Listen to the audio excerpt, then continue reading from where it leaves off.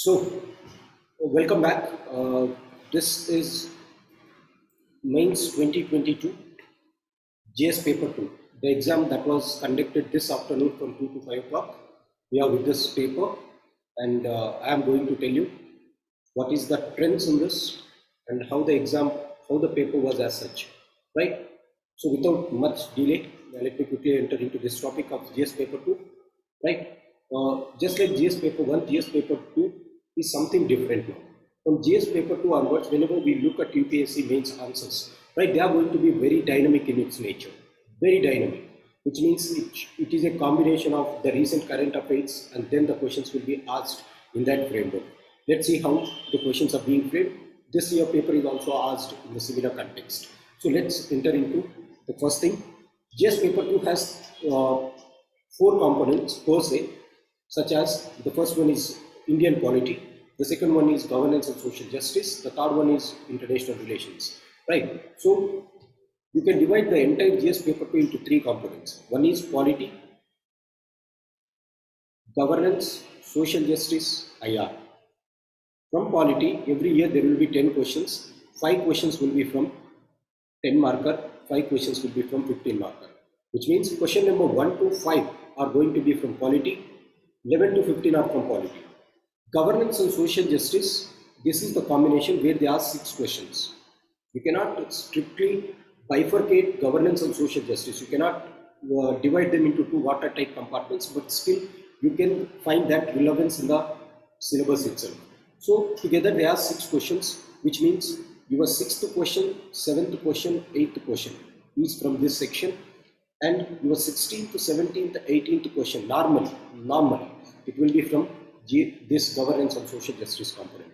The last 2 questions in each section, that is 9th question and 10th question, 19th question and 20th question, this is from your international relations component. So this is what the questions are asked. So there will be 4 questions from international relations, 6 questions from governance and social justice, the rest of the 10 questions are from Indian polity. This is the outlook that I wanted to give before going into the so-called further discussion of this paper. Now, let me quickly enter into the first component. I'll start with international relations because every year I consider that polity is substantially dynamic, so it takes some time for us to discuss. I'll come to that component in the end. Let's finish the first one first, which is very easy component, that is called international relations. Let's look at what is the syllabus of international relations that UPSC has asked. The syllabus is quite simple. India and its neighborhood, India and its bilateral relations, regional relations and global groupings. And the next one is politics that is being happening, or the policies that is being happening outside the world and how it is being influenced on the Indian part. And the next one is global groupings or global issues that is happening, just like climate change, or that may be United Nations security reforms, right? These type of things are the 4 questions, and they will ask only 4 questions from mains, from these 4 sections. Let's look at what are the questions that they have asked this year. The first question that they asked here is, India is an old age friend of Sri Lanka. Discuss India's role in the recent crisis in Sri Lanka in the light of the preceding statement. In the light of this statement that India is an old age friend of Sri Lanka, discuss the role. Now this is a very simple question. Why this is a simple question? Everyone have expected this question. Everyone who is writing mains have expected this. Sri Lanka went into huge crisis. India is the one which has helped Sri Lanka during this crisis. So we expected this question. So this is a very simple question from current affairs. The second thing is, do you think that BIMSTEC is a parallel organization like SAC? What are the similarities and dissimilarities between the two? How are Indian foreign policy objectives realized by forming this new organization? Now they are saying that comparing BIMSTEC with the SAC, this is India and its neighborhood, and this can be called as bilateral or regional groupings. South Asia region and a transition from South Asia to Southeast Asia, that is BIMSTEC. So they are asking this question from this. The first question is this, Sri Lanka, India. The second question is from this, right? India and its regional relations. Now, why they have asked this question? Why they have asked this question? They have asked this question because during COVID-19, India has revived the SAC virtual meeting. As a result, last year itself, there was an expectation that this question will be asked, but this year, this too was in news. Along with BIMSTEC, SAC was in news. As a result, the question has asked. Again, a very simple question, because This is one thing, this is expected. The second thing is, whenever you are studying South Asia and Southeast Asia, in these two contexts you study, one organizations are called SAARC and BIMSTEC. There itself you clearly define what are the similarities between SAARC and what are the similarities between SAARC and the BIMSTEC, and what are the differences. Particularly the differences come with the member groups. For example, Pakistan, Afghanistan are parts of your SAARC, whereas they do not form a part of your BIMSTEC along with Maldives, right? There comes two new organizations like Myanmar and Thailand. They are considered as the so-called gateway of the East Asia. So these things, there will be some minor differences, but more or less you study this as a subjective component. Again, I don't find that this is a very difficult question. Do you think BIMSTEC is a parallel organization like SAARC? Yes, at times it is a parallel organization. However, it has its own advantages compared to the SAARC, and it has its own lacuna compared to the SAARC. What are the similarities and dissimilarities between the two? Now they are asking what compare and contrast. How are India foreign policy's objectives realized by forming this new organization called BIMSTEC? Now they are asking in this context how BIMSTEC is going to help India's foreign policy. They are going to help you very easily in one way, that is, India has Southeast policy, Act East policy, Look East policy. So these things, BIMSTEC is going to play a very crucial role. Given the Chinese aggression into the region, again BIMSTEC is going to play a very crucial role. A very simple question, 10 marker. They are asking 3 questions in this, which means 3 side headings they are giving. It is very easy to derive the answer for this question. So I consider this as again a very easy question, which is from the starting. So these are the 2 10 marker. Look at the 2 15 marker. How will I2U2, right, the West Asian Quad, I2U2, India, Israel, UAE, and USA, grouping transform India's position in global politics? Again, this is a very expected question. Why this is expected? After the start of this Russia-Ukraine war, Joe Biden has visited to the so-called West Asia. Particularly, he visited to these 2 countries, that is called Saudi Arabia and Israel. In this context, they have spoken about the Western concept of NATO was to be implemented in Arab, and the West Quad was in use. Both were in use. That is called Arab NATO as well as the West Asian Quad. Just like the South Pacific Quad, you have West Asian Quad. So in that context, this was expected. Again, this is a very expected question, and this is the global groupings that is happening here.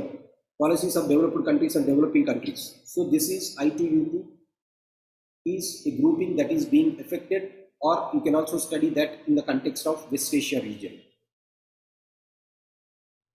right? So again, this is expected question. Now the question is, how will this group transform India's position in global politics? Obviously, it is going to transform India's position in global politics, because with the withdrawal of USA from the so-called West Asia, you have a huge power vacuum in the West Asia that is called the Middle East. As a result, now if India is playing a crucial role here, India can change its game in this whole part of Asia that is called West Asia, which is a very oil-rich resource nations, right? So you can write this context.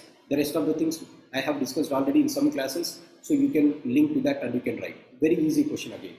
Clean energy is the order of the day. Again, this is expected question. Why this is expected? Prime Minister Narendra Modi has unleashed, or he has unveiled, a concept of the so-called Panchamrit, India's vision for the so-called clean energy. Based on that context, the question was asked. Again, I said, whenever you are studying about important international institutions, here you will be studying about global institutions, global organizations, global common issues such as climate change. As a result, the question has been asked in this context. Clean energy is the order of the day. India's changing policy towards climate change, how India's in various international fora in this context of geopolitics. How India is playing a very crucial role in this clean energy matters. Again, Indian Prime Minister himself has said, Prime Minister Modi himself has many times reiterated about this, India's policy in the changing world. As a result, this question is again expected. So I don't think all the 4 questions, that is the 50 marks from international relations, are well within the expected reach. So what is the analysis for this international relations?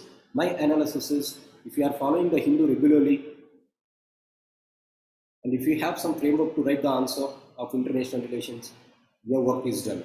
No need to read any basic book, because the moment you are studying these components as a part of your syllabus, all these questions can be answered.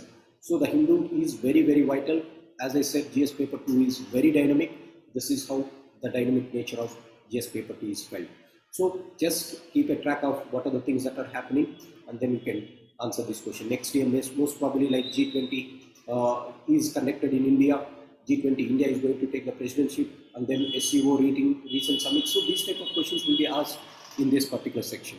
Let's move to the second section of paper 2, GS paper 2. Now, in this, you have Constitution. This is the syllabus of Constitution. I am not going through the syllabus, just have a look at this syllabus. Now, there are 10 components in the syllabus, and they will ask 10 questions here. 5 questions from 10 marker, 5 questions from 15 marker. Let's quickly have a look at how the questions are asked in polity. This is all polity questions, polity syllabus. So 1 to 5, 11 to 15 are polity questions. Let's have an analysis of these questions. The first question that they asked is, the most significant achievement of modern law in India is the constitutionalization of environmental problems by the Supreme Court. Discuss this statement with the help of relevant case studies or case laws. The first question in GS paper 2 is something like mind-blowing, right? So they are asking like, what are the laws that were implemented to protect the so-called constitution, and they are asking case laws, which means you have to substantiate with the so-called Mehta committee case studies, right? So you have to write some Supreme Court cases, and you have to write this answer. Now, how do you put this in context? See, constitutionalization of environmental laws by the Supreme Court. Now, Constitution, we know what are the environmental articles which are present in Constitution. At least you might be studying that in the fundamental rights, you might be studying in the so-called fundamental duties and the so-called directive principles of state policy. And Supreme Court has reiterated this right to environment is known as a part of your right to health, right? So it has asked to protect this. Now you can derive some answer for this, but exact case studies, exact cases, it is somewhat difficult to remember. Most probably 1 or 2 cases you might remember. With that, you will cover the answer. But what you will be writing here, mostly majority of them will be writing constitutional laws, and they will be asking, or they will be reorienting their answer in this direction. Let's look at the second question, fundamental rights question. Right of movement and residence throughout the territory of India are freely available to the citizens, Indian citizens, but these rights are not absolute. This is asked in 2 contexts. One context is Jammu and Kashmir. The second context is the so-called inner line permit system in the northeastern part of the country. These 2 things were in news in the last 1 year. As a result, they asked this question. So, right to environment and residence. Now, look at the first question. The most significant achievements of modern law in India is the constitutionalization of environmental problems by the Supreme Court. Yesterday, there was one paper clip that I have shared. Right. There were some resorts in Kerala that has been demolished based on the so-called High Court verdict. So you can write these type of things if you do remember from the so-called newspaper itself. Going to the second question, why did this question was asked? Because of Jammu Kashmir and inner line permit system in the northeastern region, and the government of India clearly said in internal security perspective that in the northeast, inner line permit system is working very well, and it is very necessary in order to protect the culture of the people who are residing there. In that context, the question has been asked. Right of movement and residence throughout the territory of India are freely available to the Indian citizens, but these rights are not absolute, which means they are asking what are the limitations that you have on the so-called right to freedom throughout the territory of India. So, Article 19, Clause 1 gives you right to speech, association, assembly, right? Clause 1, it says about 6 fundamental rights where there is right to freedom of movement. At the same time, movement is prohibited under Article Clause 19, subclauses of 2, 3, 4, right? There are keeping restrictions. If you know about this fundamental right, you can write in what circumstance you can restrict your movement. So that is the thing that they have asked. The third one, again a fundamental rights question, second one. To what extent, in your opinion, has the decentralization of power in India changed the governance landscape at the grassroots level? A very important question. Every year we find one question in the so-called grassroots level democracy, right? In the so-called grassroots level democracy, every year you find one question. So there was this question based on this devolution of powers to the grassroots levels. So they are asking this. To what extent, in your opinion, decentralization of power in India changes the governance landscapes of the grassroots? So this is about 73rd, 74th Constitutional Amendment Acts. How it really transformed the governance system in the country is a question. So what I say is, again, this question is easy, this question is easy. First question is somewhat, it requires some knowledge about some laws. Otherwise, you can manage that also. Let's look at the fourth. Again, expected. President and Vice President's elections was conducted. As a result, this question was asked. Discuss the role of the Vice President of India as the Chairman of Rajya Sabha. Now, there are two contexts why they have asked this question. One question is, recently, Rajya Sabha was in news because Rajya Sabha has, though it is a chamber which is consisting of elders, at many times. Last year they asked a question on Rajya Sabha, this year they asked a question. From the last 3 years they are asking the question. Why? In Lok Sabha the government has clear majority. If some ordinances or some laws has to be discussed somewhat clearly inside the parliament, that is done in the so-called Rajya Sabha. As a result, speaker's post or vice chairman's post is going to be much important in Rajya Sabha. Just like speaker post is important in Lok Sabha. Anyways, Lok Sabha they have full majority, hence the entire role discusses or depends upon the so-called Vice President of India as the chairman of Rajya Sabha. Why they have asked this question is, this is asked in the context of Parliament making laws. Discussions and debates has to happen inside Rajya Sabha very clearly. Hence, for that, Vice President should not act as a member of political party. Rather, he should be neutral in his work.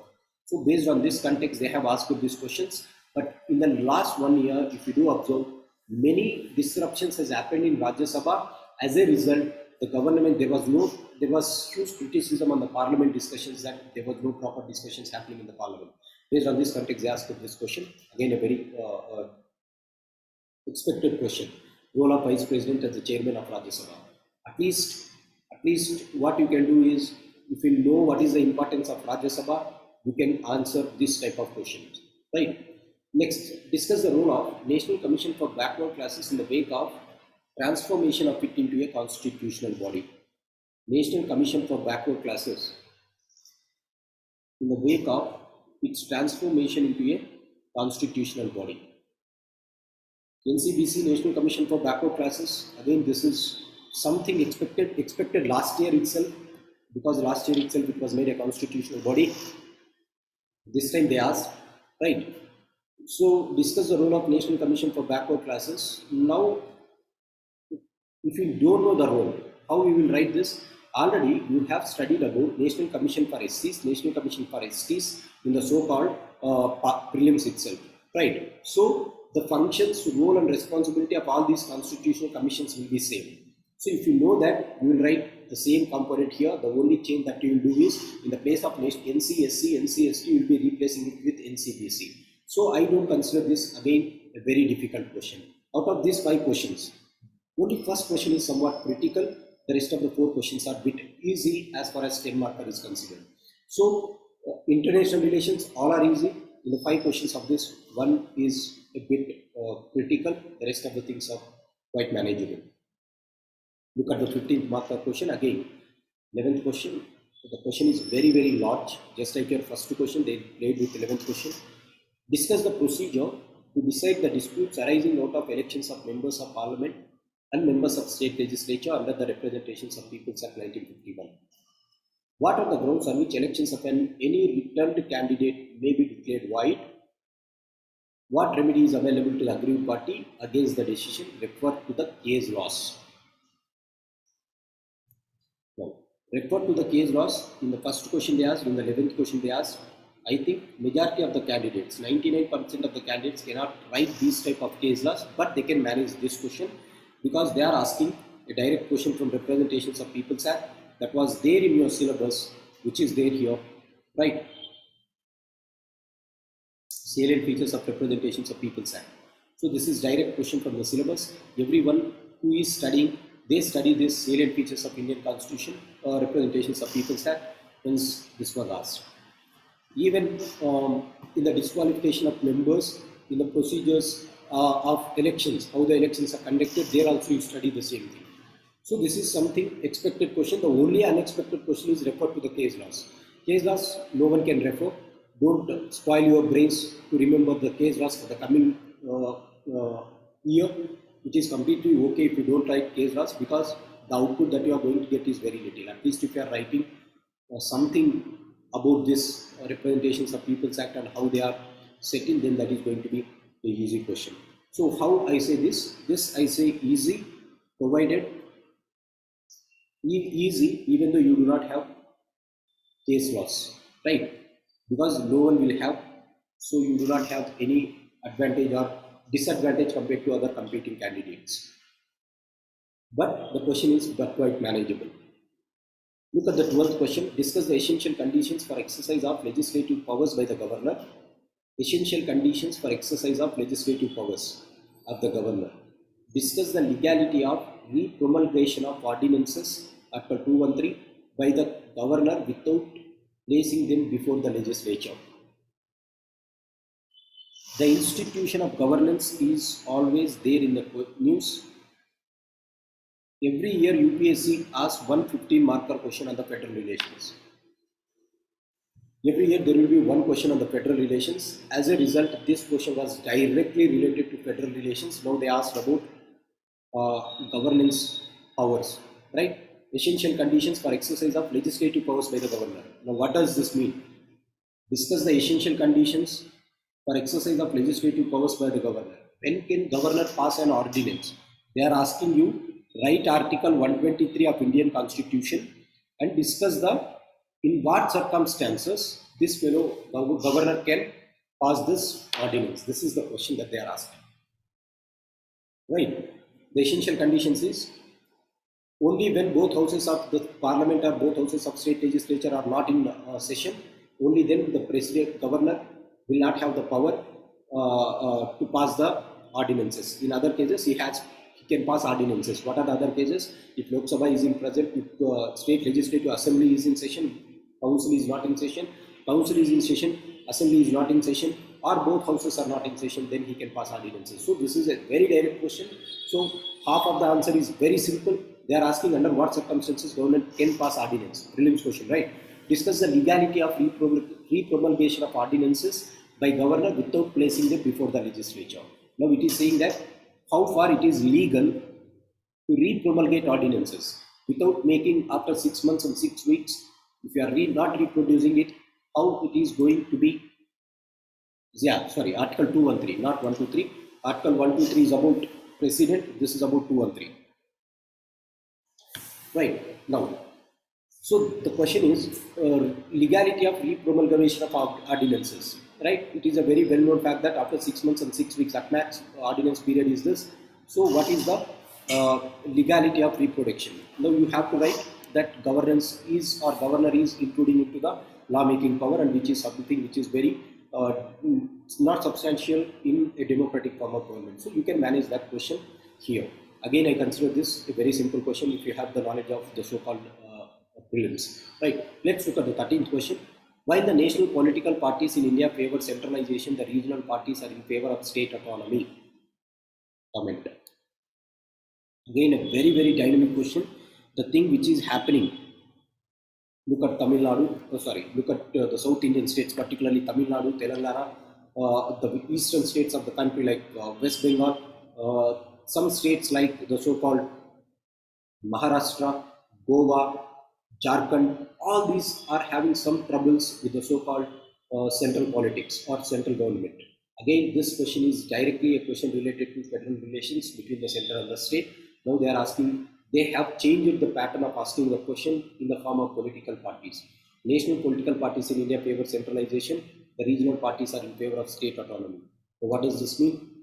They are speaking about the so-called centralization by national politics. Indian National Congress, BJP, these two persons, look at Indian National Congress also. They never give autonomy to the so-called regional parties. As a result, they give more importance to centralization. Now they are asking you comment. You have to comment. You can write in two directions. Yes, this is sometimes true, sometimes not true. Right? You can give some examples, right? And then you can substantiate your answer. So it is asking, you should know which is a national party, which is a state party or a local party. Then you can manage the answer. Again, a manageable answer. This question is critically examine the procedure through which the President of India and France are elected. This is comparison between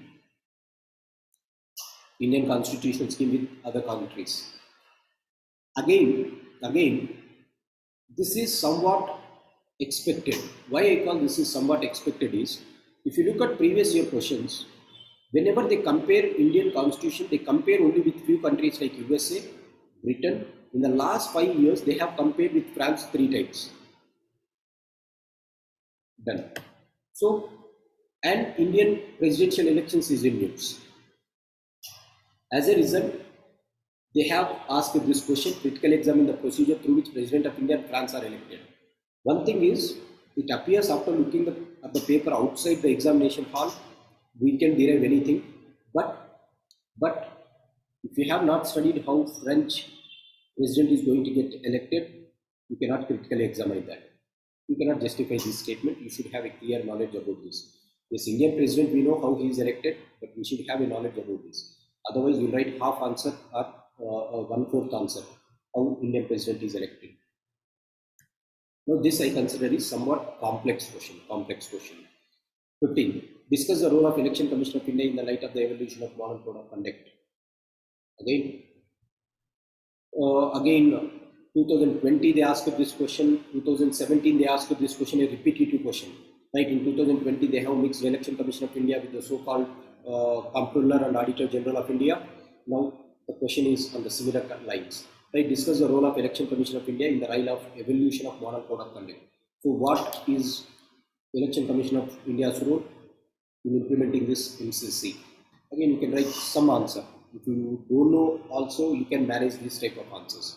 So out of these questions, the 11th question is bit manageable without case loss. 12th question very easy. 13th question easy. 14th question bit complex. 15th question quite manageable. Right. Now, what is my analysis for this polity? What is my analysis for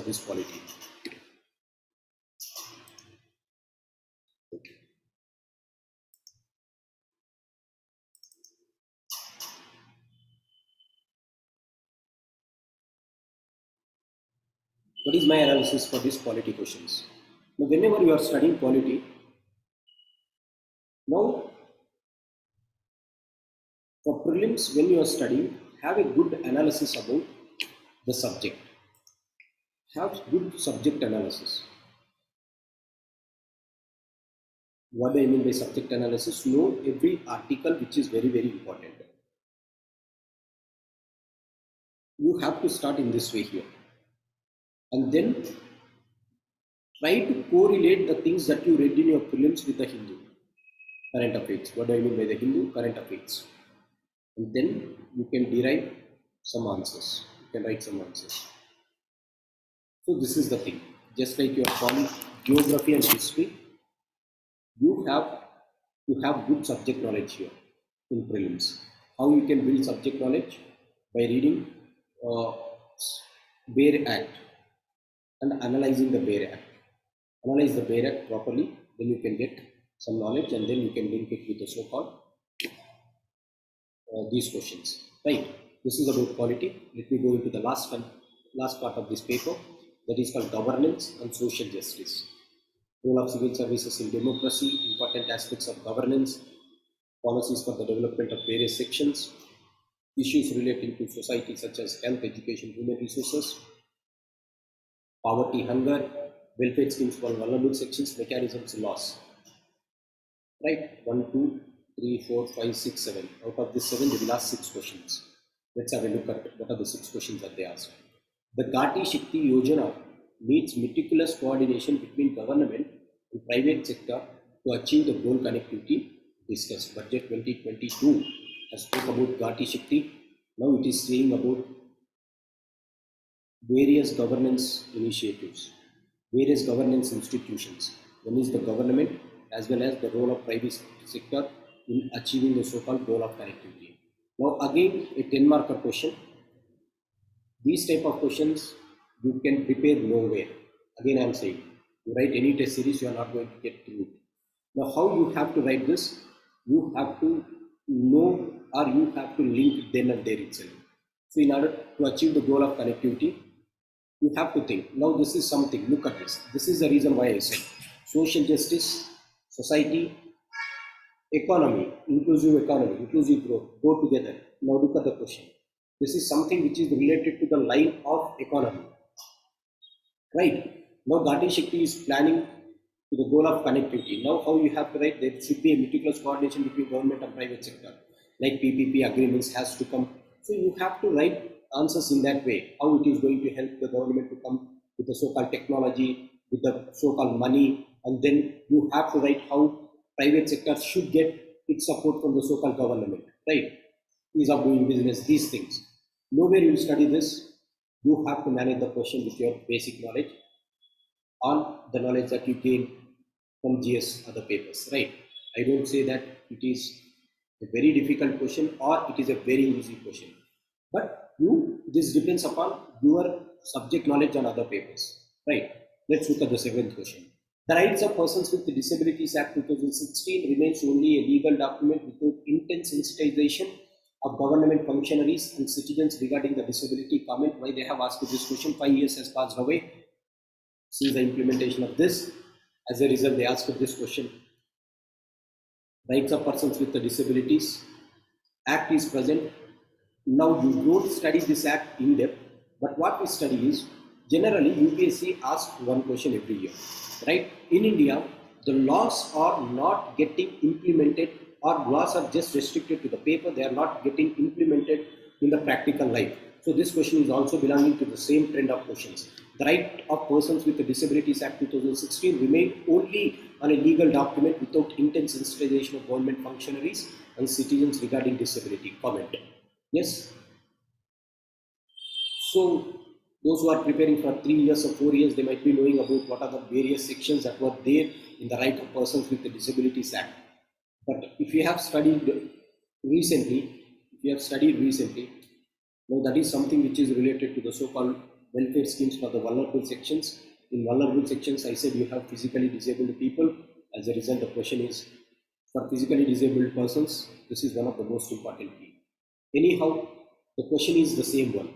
What the question is, they will ask why you are failing to implement some schemes, or why some schemes are just restricted to the paper. So the question is regarding to that lines.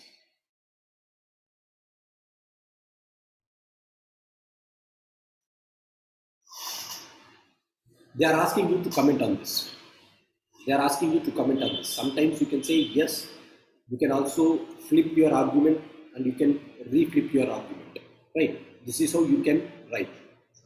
Again, I say you cannot write some perfect answer, but still to some extent you can drag the answer. Eighth question. Reforming the government delivery system through the DBT is a progressive step, but it has limitations too. Good governance question. In the governance we have technology in the aim of governance, success, limitations and potentials. This is a question that they asked. Through direct benefit transfer, it helps, but it has its own limitations. Yes, this is something, a very easy question. You can write what are the limitations that you find in the so-called DBT schemes, right? In the implementation of DBT, how it is limiting the thing. You write how it is progressive, you write how it is limiting. Right? Very simple question. Compared to 6th and 7th, this is quite easy. Look at 16th question, 15 markers. Besides the welfare schemes, India needs deft management of inflation and unemployment to serve the poor and underprivileged sections of the society discussed. As far as inflation is considered, we expected a question in the so-called Indian economy. This year we definitely expected that. Why we expected is, look at the prelims 2022 paper, there were almost 7 questions in the prelims from inflation itself. And inflation is not just important for exam, but outside world also we are suffering from inflation. As a result, this question was really expected, but in GS paper 3. However, it has been framed in the so-called GS paper 2 itself, where they have linked this to this thing, issues relating to the so-called poverty development and issues related to the so-called human resources. Right. They have linked this here. Now, besides the welfare schemes, India needs debt, means adapt a very clear management of inflation and unemployment. So you have to overcome inflation, unemployment to serve the poor and underprivileged sections of the society. Now what you have to discuss, very easy, how inflation is going to, you have to discuss this. How inflation is going to hurt poor and underprivileged, how unemployment is going to hurt, and why government of India has to focus on this along with the so-called welfare schemes. A very simple question, not a very tight question. Do you agree with the view that increasing dependence on donor agencies for development reduces the importance of community participation in the development process? Develop, justify. The question is from here. Developmental process and developmental industries. There was one question here. I have written with this here. Development process and development industries. So the question was asked here.